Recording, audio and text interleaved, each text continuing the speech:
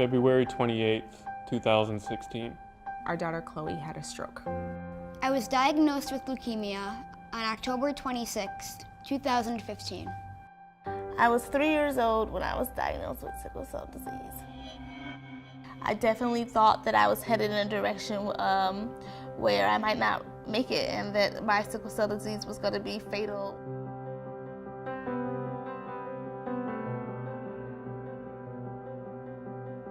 Sickle cell disease is very painful, very uncomfortable. A lot of children with sickle cell disease don't experience such chronic pain, and about time you're into your 20s, that's when a lot of the damage from like the acute episodes really start to take a wear and tear on your body, and you start to develop just the chronic pain and like the chronic issues. A lot of my pain is like a constant ache or a throbbing pain, and it all depends, like a stabbing pain, where in the body it kind of manifests. I was in school and I really didn't know how to get it under control. I first met Dr. Field at the end of 2010. From the moment I met him, I just knew like this was gonna be the guy to transform where my life was at that time and where it could possibly go.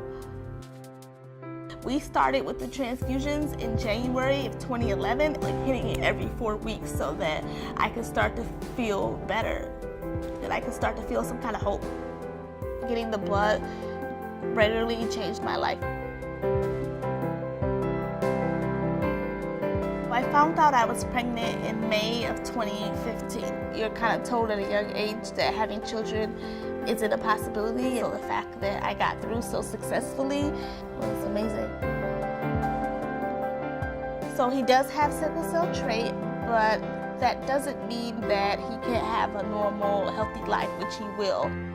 I hope that my son and I can have a long future together. I know for a fact that I wouldn't find the kind of care that I receive here. And the Blood Center of Wisconsin is one of the best blood centers in the country, if not the best. I feel like we're moving in the right direction with sickle cell research. Obviously, I hope for a cure.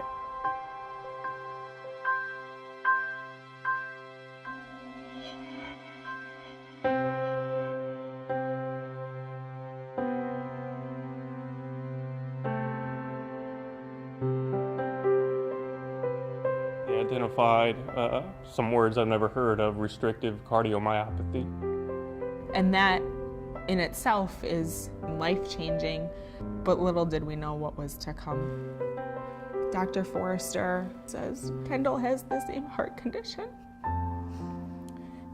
I asked her best case, worst case scenario, and it was heart transplant.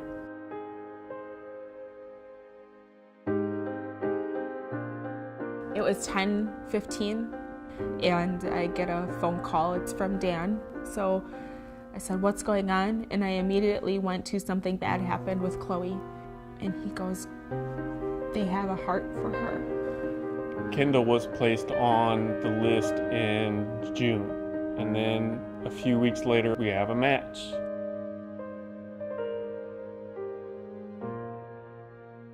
When you look at our daughters, it's a miracle every day that they can walk, that they can talk, that they're here breathing with us.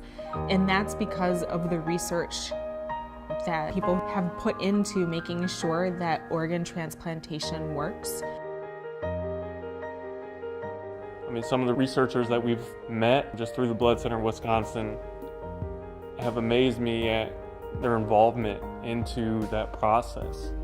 The average lifespan for a transplanted heart is 20 years.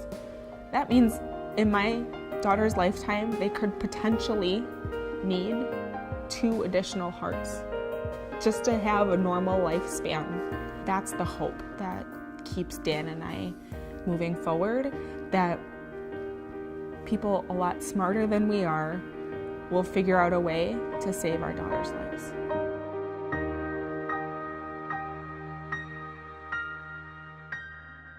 Ever since he was little, he was doing things that scared the heck out of us, pretty much. It gives you courage when you're at the top of the wall just about to ring the bell. You get a good feeling inside. Stephen has no fear, and also been a positive thing because I think it's really helped him through this journey. He was diagnosed with very high risk B-cell ALL, which is acute lymphoblastic leukemia. I didn't know that much about cancer. I kept thinking to myself that it's going to be fine. He was hit really hard with chemo at the beginning. We pretty much lived at the hospital.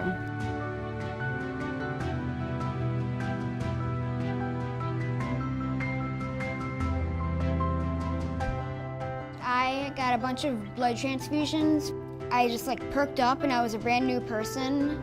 It's almost just like they have some magical liquid in that blood that just gives me powers. He has needed a total of 13 different blood transfusions. It was amazing how when he needed it was right there. And then after he did receive the transfusion, how we got our Super Stephen back. He is in remission right now. He's been feeling really well.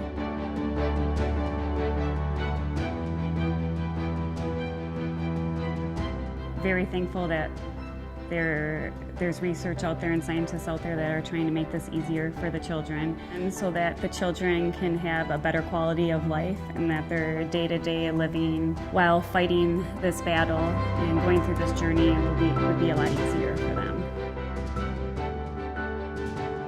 I know they're working on a cure right now.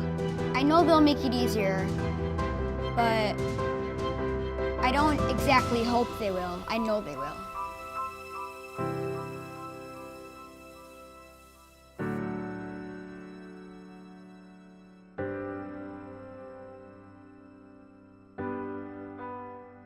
Because of the Blood Research Institute, I can imagine my daughter's futures. I can imagine my future. I can imagine my future.